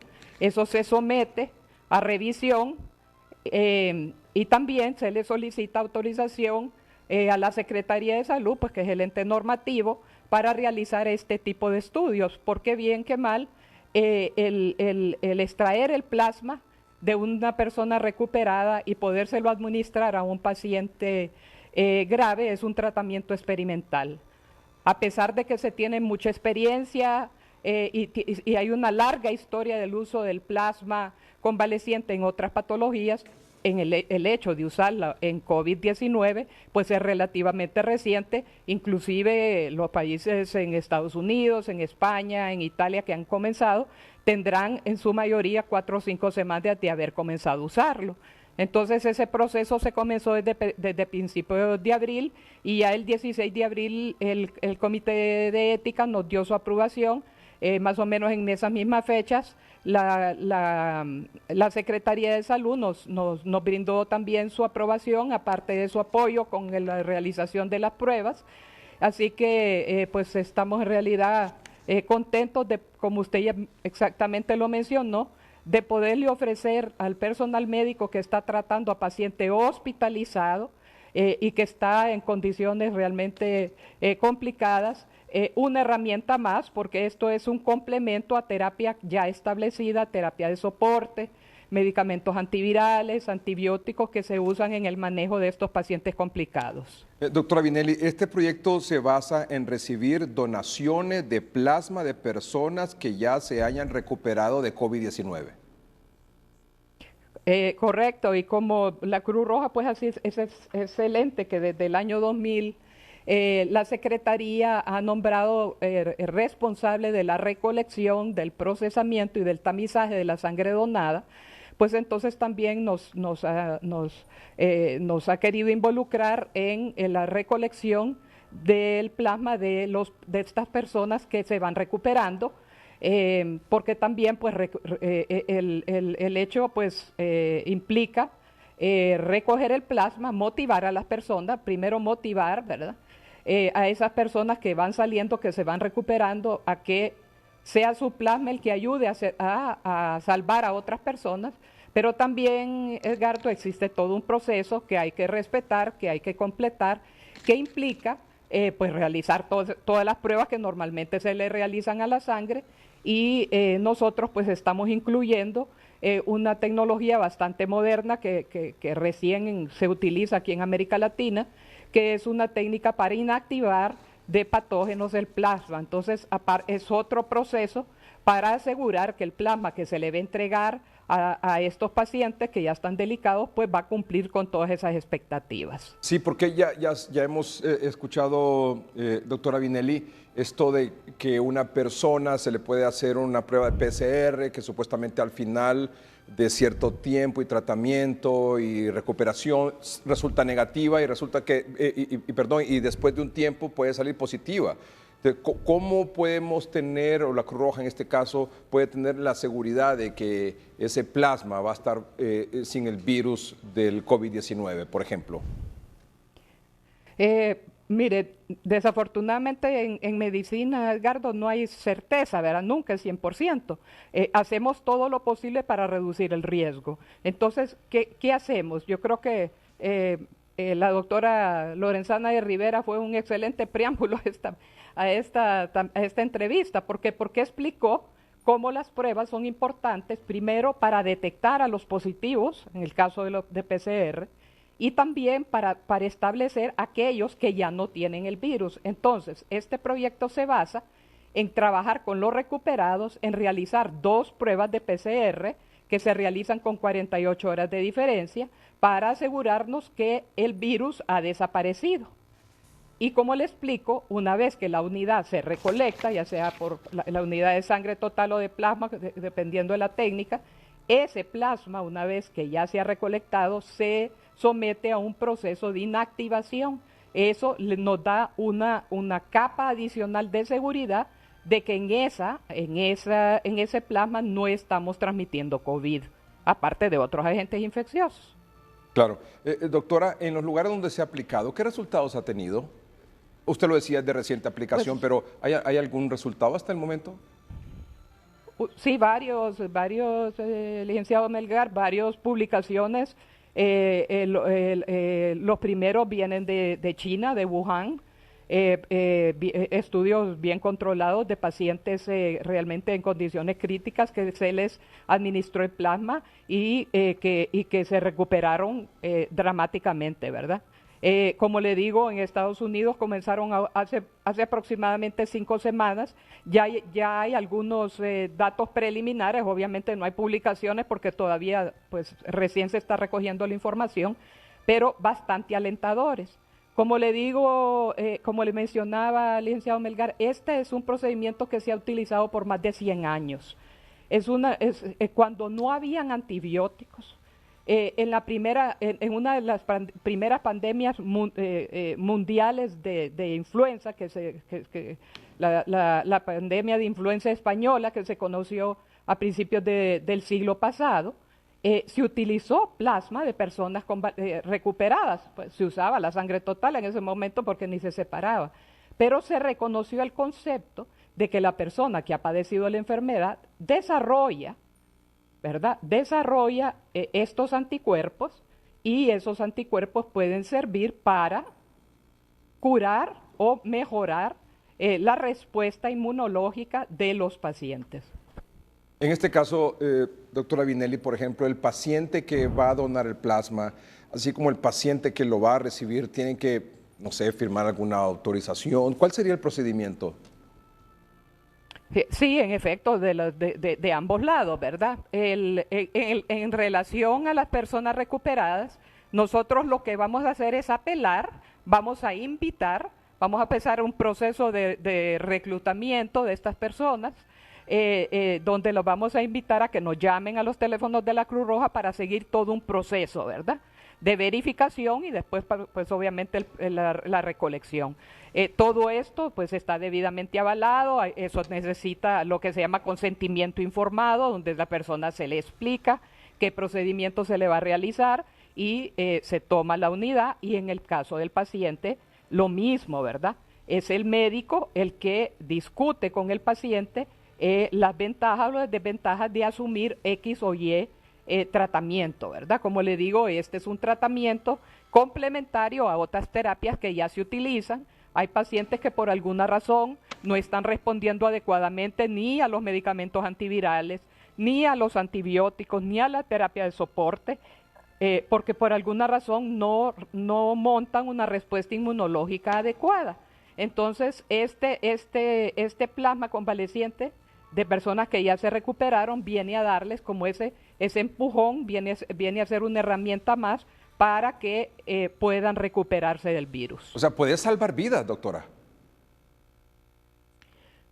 Creemos que sí, ¿verdad? Por eso es que realmente nos hemos movido, hemos hecho todo este esfuerzo por hacer una cosa ordenada, en donde los clínicos, sobre todo, porque esto tiene que tener credibilidad, ¿verdad? El médico que va a ofrecerle este producto al paciente tiene que sentir la confianza de que el proceso se ha realizado correctamente, ¿verdad? Y que va a ofrecerle una alternativa para mejorar. Entonces, hemos hecho todo ese proceso para que el Comité de Ética lo revise, para que la Secretaría se sienta satisfacción de que este proceso se va a hacer con todas las condiciones de calidad y seguridad y pues estamos ya listos para comenzar a la atención de estos primeros recuperados y posteriormente pues poner a disponibilidad este plasma para poder ser utilizado en los pacientes que están en condiciones graves en los hospitales. ¿Esto tendría algún efecto, puede tener algún efecto secundario, la aplicación del plasma en un paciente que está con COVID? Mire, todo producto sanguíneo puede tener alguna complicación, ¿verdad? El plasma, una de las complicaciones más frecuentes que se da es roncha, da urticaria por alguna razón, que puede ser manejado en forma sencilla. Sí hay como en todo, ¿verdad? Hay una serie de complicaciones, es parte de lo que se le tiene que explicar al paciente, pero en general, el licenciado pero no son, pero no son complicaciones, que es bastante segura. No es complicaciones de riesgo. No son complicaciones graves. Okay. No. Sí, y como le digo, como todo medicamento, ¿verdad? Claro. Estamos probando medicamentos antivirales nuevos que tienen efectos secundarios, que no sabemos si van a ser completamente efectivos o no, pero los estamos probando dentro del marco de la pandemia y recogiendo todo el mundo información. ¿Para qué? Para que después podamos sacar conclusiones y decir, esto sí sirve, esto no sirve, esto sirve en este momento. Porque, por ejemplo, para el plasma, una de las cosas importantes es que se cree que no tanto es la dosis, sino el momento en el que se aplica, ¿verdad? A veces se aplica ya muy avanzada la enfermedad y eso pues ya no tiene el efecto deseado. Sí. Doctora, ¿y cómo es la forma de suministrar esto? ¿Es como un suero o una vacuna? ¿Cómo es? ¿Cómo se suministra? Es una bolsita de plasma. El plasma normalmente se suministra congelado. Esa es la forma normal. Se puede dejar líquido si el médico así lo solicita. Normalmente se mantiene congelado y esa es otra ventaja, que congelado puede durar hasta un año, ¿verdad? Entonces pueden crear reservas bastante amplias de plasma de personas convalecientes a medida que la epidemia pues va en aumento y que hay más personas recuperadas y que estas personas pues de buena voluntad se presentan para donar su plasma, entonces se pueden crear reservas para ir tratando a estas pacientes que tienen complicaciones. Existe ya en otros países, yo hablando con otros investigadores en otros países, por ejemplo Estados Unidos esperaba que esta semana les permitieran comenzar ya un estudio para aplicar el plasma de personas recuperadas de manera preventiva. O sea que lo van a utilizar en personas que están en la línea frontal de manejo del COVID, ¿verdad? Enfermeras, médicos, la gente que transporta pacientes en las ambulancias, como una forma de protegerlos contra el virus, que también se ha usado, históricamente se ha usado. Cuando no había vacunas, se usaba el plasma o se usaban las inmunoglobulinas. Entonces, ese es un brazo de investigación que ya va a comenzar en algunos países y que nos va a permitir saber si este plasma lo vamos a poder usar más adelante, no solo en pacientes graves, sino que para proteger al personal de salud que está atendiendo a pacientes infectados de COVID. Sí. Por lo menos una protección temporal tendrían, ¿verdad? Sí, fíjese que no se sabe exactamente, ¿verdad?, cuánto dura la protección. Sabemos que la influenza en general, los anticuerpos pues no duran mucho tiempo, por eso es que la vacuna de la influenza, usted sabe, se aplica anualmente. Sí. Todavía no sabemos, o sea, no hay suficiente tiempo, no han transcurrido ni 4 meses de que circule este virus para saber cuánto tiempo duran los anticuerpos. Pero ya el hecho de que duraran 3, 4 meses sería una gran cosa, ¿verdad? Claro. Porque usted pudiera proteger por 3, 4 meses, imagínense a todas esas personas que están en la línea frontal tratando a pacientes con COVID, y usted tendría pues un poco de descanso de saber que todos esos médicos, todas esas enfermeras, pues pudieran tener un grado de protección y ganar tiempo para cuando ya hayan inmunoglobulinas procesadas o para cuando ya se tenga una vacuna, ¿verdad? ¿Esto es un procedimiento gratuito para quien lo va a recibir?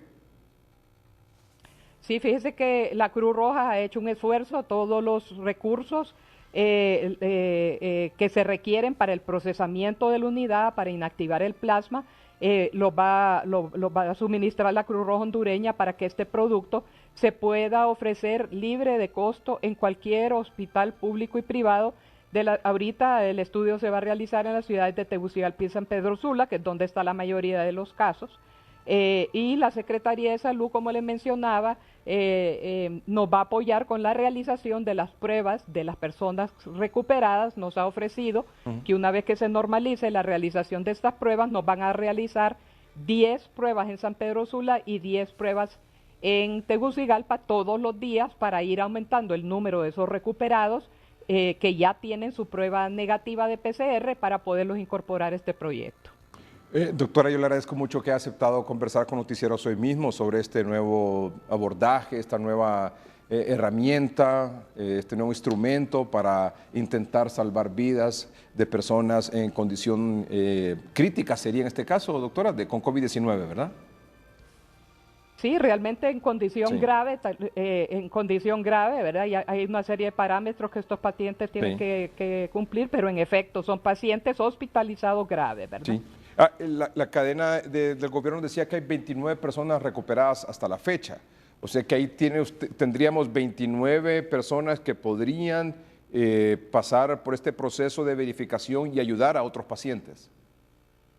Definitivamente, y creemos que, como ya lo comentaron ustedes en el segmento anterior con la licenciada, con la doctora, Lorenzana de Rivera, hay una gran cantidad de personas que probablemente son recuperados, pero a los cuales todavía no se les ha practicado la prueba. Sí. Entonces, esperamos contar con mayor número de personas recuperadas, como una vez que pues todas estas pruebas, ya lo que ustedes comentaron, pues se vuelvan más disponibles, hayan más PCR diarias y podamos incorporar a otras personas que ya han pasado de la fase de recuperación. Usted puede esperar que aquellas personas que se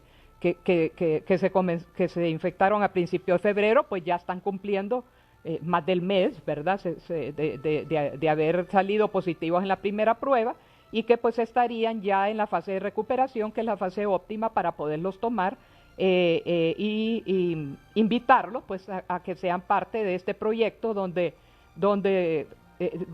queremos transformar también, Melgar, el hecho de que estas personas en muchos de sus comunidades son vistas y son marginados, ¿verdad?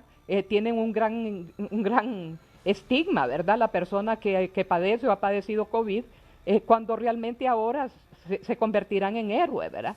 Estamos queriendo hacer esa transición de que la gente reconozca que el paciente que se ha recuperado puede aportar a la recuperación de otras personas. Muy bien. Doctora, solo leo, salvemos vidas. Si te has recuperado de COVID-19, dona tu plasma para salvar vidas. Infórmate a los teléfonos 22 37 1800, el celular 94 62 56 90, 94 70 22 64. Cruz Roja Hondureña, Programa Nacional de Sangre. Doctora Elizabeth Binelli es médico especialista en medicina transfusional y es miembro de la Junta Directiva de la Cruz Roja Hondureña, y nos deja un mensaje a continuación. Pues nada más invitar a la población, invitar a ese grupo de personas recuperadas de la infección de COVID a que llame a la Cruz Roja Hondureña y que nos apoye en este proyecto de ayudar a las personas que se encuentran en los hospitales con un proceso de COVID complicado, y que les demos una nueva arma con que poder resolver esta infección, recuperarse y reintegrarse a sus familias, reintegrarse al trabajo y reintegrarse a la sociedad, ¿verdad? Los esperamos, la Cruz Roja tiene todos los elementos para atenderlos con las mejores condiciones, así que los invitamos a todos aquellos que ya se han recuperado a que nos llamen a los teléfonos que ya mencionó el licenciado Melgar. Muchas gracias. Muy bien, doctora, quiero decir que usted cuenta, la Cruz Roja también, con el apoyo de Televicentro y Emisoras Unidas en este nuevo proyecto, en este proyecto de plasma convaleciente para salvar vidas de pacientes con COVID-19. Muchas gracias, doctora. Muchas gracias a ustedes, igual con la campaña que nos han estado apoyando para atraer a los donantes y mantener las reservas regulares de sangre disponibles para todos los hospitales. Gracias de nuevo, doctora Vinelli. Muy amable. Buenas noches.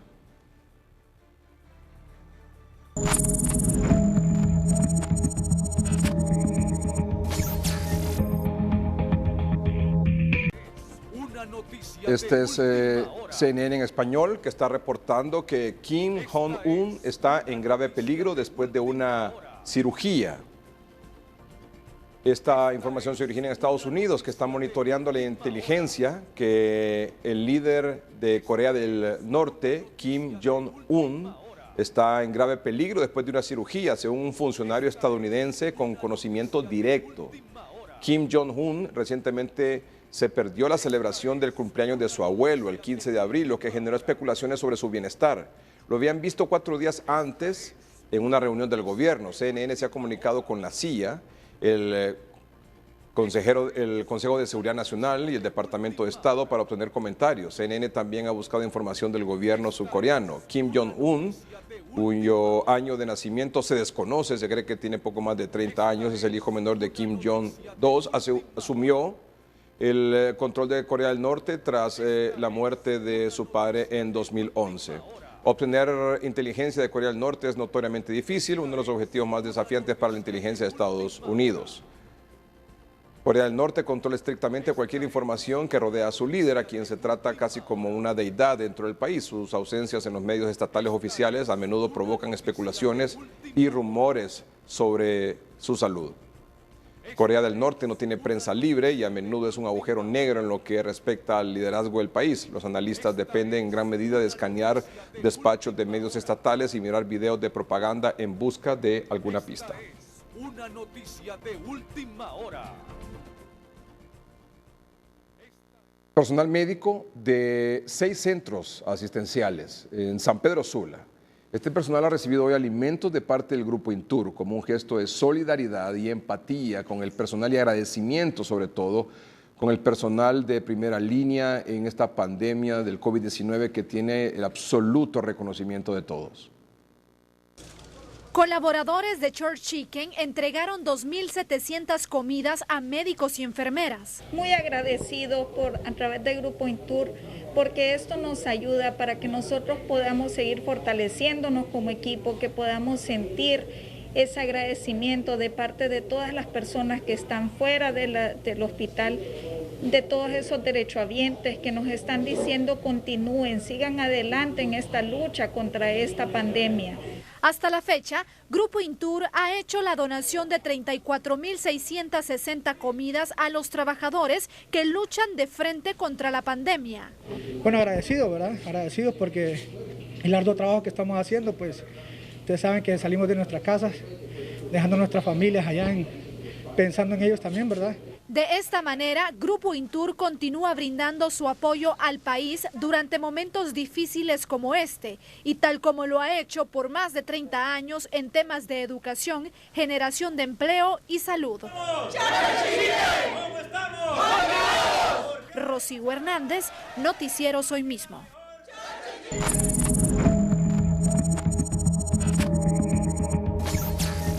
La doctora Sara Alberto es la directora del Hospital de Atlántida, está en La Ceiba. Doctora, buenas noches.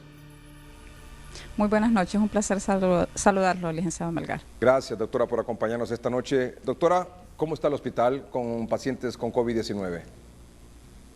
Pues hasta el momento hemos tenido desde que inició la pandemia 24 pacientes hospitalizados.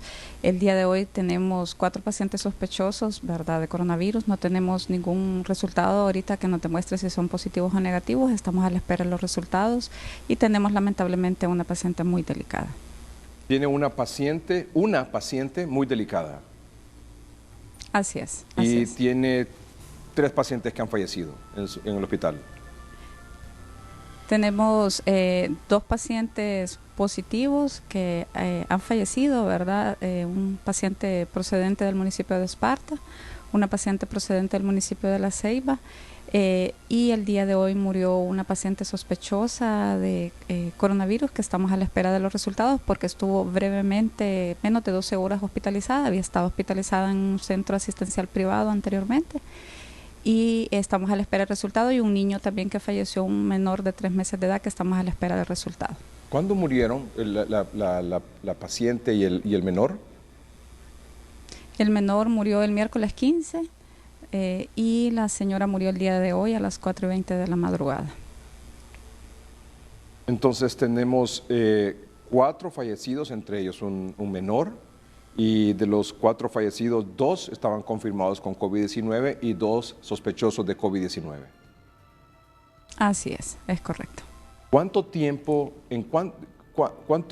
recibe usted, doctora, el resultado de las pruebas PCR que le confirman que ya sea un paciente es portador del nuevo coronavirus, o que una persona, como el caso de la señora, el caso de las 2 personas anteriores, bueno, estaban ya confirmadas, pero el caso de esta señora y este menor están sospechosos de COVID-19? ¿Cuánto tiempo toma entre que usted manda la muestra, llega aquí a Tegucigalpa por tierra, en todo este proceso, y luego pasa en el laboratorio de virología aquí en Tegucigalpa y recibe usted el resultado? Sí, mira, recuerde que igual, ¿verdad? Las muestras tardan prácticamente un día en llegar hasta la ciudad de Tegucigalpa. Los resultados los estamos recibiendo en un promedio de 5 días, de 5 a 7 días, ¿verdad? Cuando hay muertes o está un paciente grave, ¿verdad? Pues se le da prioridad al examen, ¿verdad? Para hacerlo de primero, ¿verdad? Entonces sí hemos tenido el apoyo en ese aspecto. Sí. Entonces tendríamos de confirmarse 4 personas que han fallecido por COVID-19 ahí en Atlántida. Sí, estamos pendientes de los 2 resultados, sí. ¿Verdad? Sí. Usted el viernes recibió ¿cuántos ventiladores mecánicos para pacientes de COVID-19? Pues gracias a Dios, pues el día sábado recibimos una donación de 4 ventiladores mecánicos portátiles, ¿verdad? Que fueron donados por el hospital Mercy Medical Center, del cual es socio el doctor Plutarco Castellanos, y por medio de su apoyo recibimos estos ventiladores. Cabe hacer notar que también ya habíamos recibido previamente unos ventiladores por parte de la Secretaría de Salud, 6 en total, ¿verdad? De los cuales estamos pendientes a la espera de los accesorios, y el hospital contaba con 10 ventiladores en mal estado, los cuales, gracias a Dios, hay un grupo de empresarios, la Cámara de Comercio y el Hospital Vicente de Antoni, que se está encargando de la reparación de los mismos. Un momento, me dice, el hospital tenía 10 respiradores mecánicos, pero están malos y la empresa privada está ayudando a repararlos. Así es, así es. ¿Cuándo tendrá esos 10 reparados esos 10 respiradores? Pues según lo que hemos conversado, ¿verdad? En conversación que se tuvo el día de hoy, me están diciendo que esta semana ya van a estar por lo menos 5 de esos ventiladores, ya van a poder funcionar adecuadamente, ¿verdad? Entonces, para poderlos empezar a utilizar. Y de los otros 6, 4 recibió el sábado y 2 que le envió la Secretaría de Salud. De estos 6... no. Perdón. Sí, disculpe, 4 recibimos de donación el sábado. Sí. Y 6 anteriormente ya habíamos recibido por parte de la Secretaría de Salud. Ah, muy bien. De esos 10, perdón, vamos por partes. De los 6 que recibió la Secretaría de Salud, ¿los 6 están funcionando? No, porque como le explicaba, faltan unos accesorios que se les pidieron, ¿verdad? Inmediatamente a la Secretaría, cuando los envió, pues se hicieron análisis con los médicos especialistas y se hizo un pedido de unas tubuladuras especiales que se necesitan, ¿verdad?, para que puedan funcionar. Entonces ya se hizo el pedido a la Secretaría de Salud. Sé que esto está muy escaso ahorita, ¿verdad?, y por eso la Secretaría aún no los ha podido enviar, pero están en proceso de conseguirlos. ¿Y los 4 que recibió de donación ya están funcionando? Sí, los 4 ya están funcionando, ¿verdad? De estos se recibieron tubuladuras para poder ser usados en 16 pacientes, ¿verdad?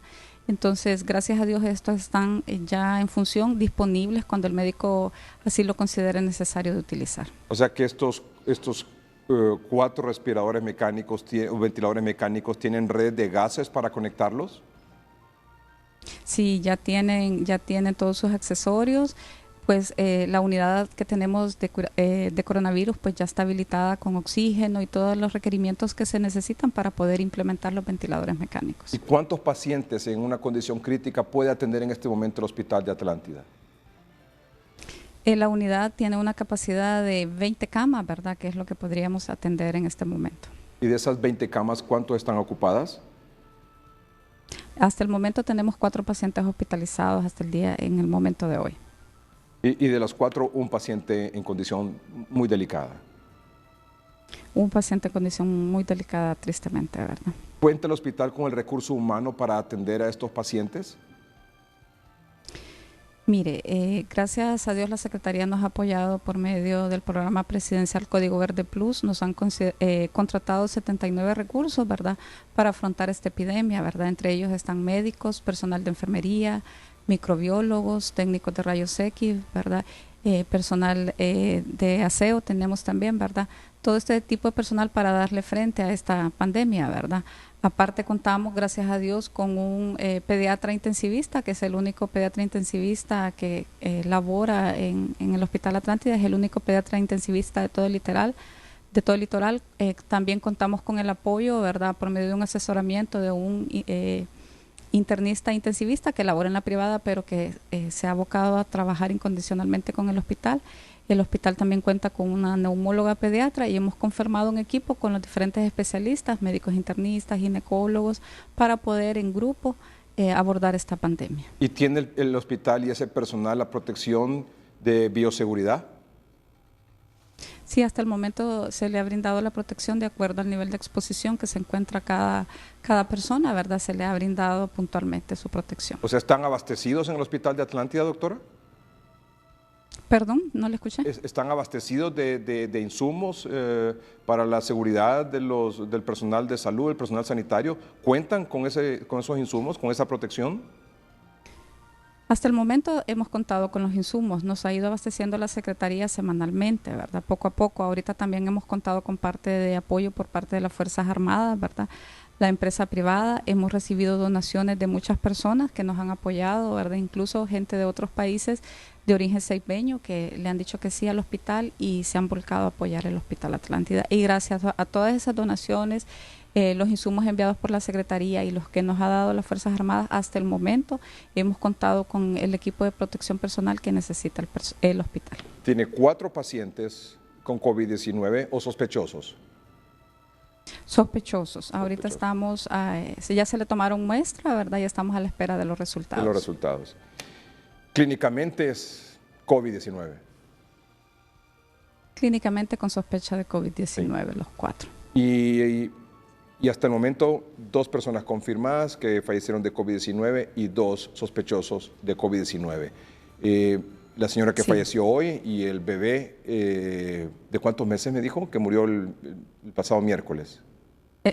El bebé de 3 meses de edad que ya tenía un problema de base, ¿verdad? Él nació con una cardiopatía, ¿verdad? Con un problema del corazón y en su corta vida había estado hospitalizado en 3 ocasiones en el Hospital Atlántida, ¿verdad? Por procesos de descompensación de su cardiopatía y por neumonía, ¿verdad? Pero por el problema ahorita que hay por la pandemia, había que considerarlo también como sospechoso de coronavirus y por eso se le tomó la muestra. Muy bien. Doctora, usted que está ahí en el frente de batalla y está ya en Atlántida junto con Colón, con graves problemas de personas contagiadas de este nuevo coronavirus, ¿qué mensaje quiere dejarnos esta noche o aprovechando la oportunidad de estar esta noche en Hoy Mismo? Bueno, quiero decirle a la población que es muy importante seguir todas las medidas que se les están brindando, medir el aislamiento social, no saludarnos de mano, de beso o de abrazo, ¿verdad? El uso de la mascarilla, el lavado constante de las manos, ¿verdad? Entender que esta enfermedad se mueve si nosotros nos movemos, ¿verdad? Entonces que es muy importante seguir todas las medidas de seguridad. No es necesario andar en la calle si no tenemos nada que hacer. No solo porque hoy me toca salir por mi terminación de mi número de identidad, no tengo que salir si no lo necesito. Doctora, de nuevo, muchas gracias, muy amable.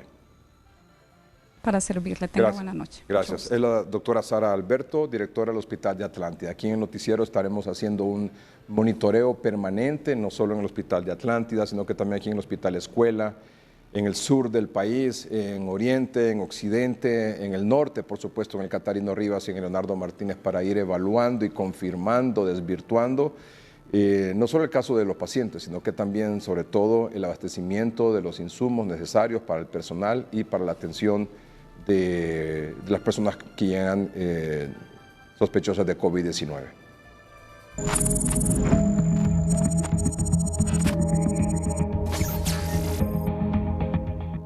Ficosa, pensando siempre en el bienestar y seguridad de sus clientes, coloca acrílicos en las agencias para brindar un servicio más seguro a sus clientes. Ficosa, siempre un paso adelante.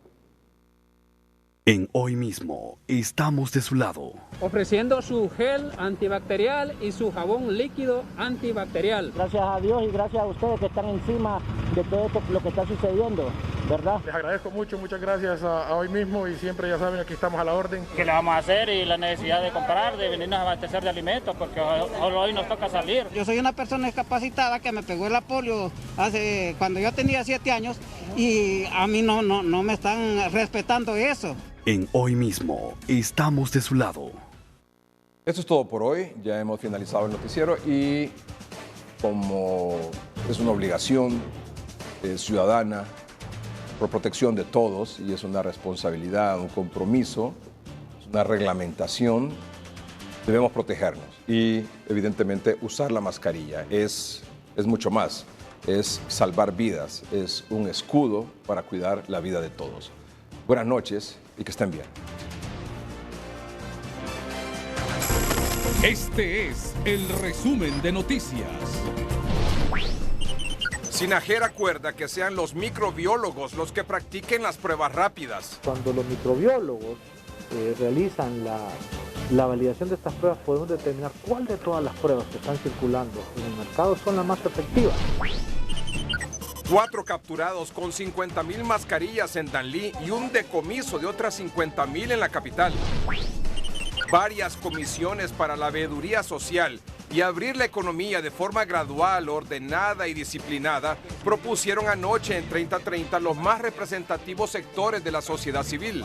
Un equipo que esté aplicando veeduría, pero que a la vez también ayude a determinar cuáles son las prioridades en términos de compras. Precio del petróleo cayó hoy como nunca antes en la historia por la caída de la demanda. Simultáneamente al COVID-19 también aumentan los casos de dengue en el país. Y de última hora, con los 17 nuevos casos confirmados hoy, ya son 494 pacientes de COVID-19 en el territorio nacional, 419 activos, 29 recuperados y 46 fallecidos. Este fue el resumen de noticias.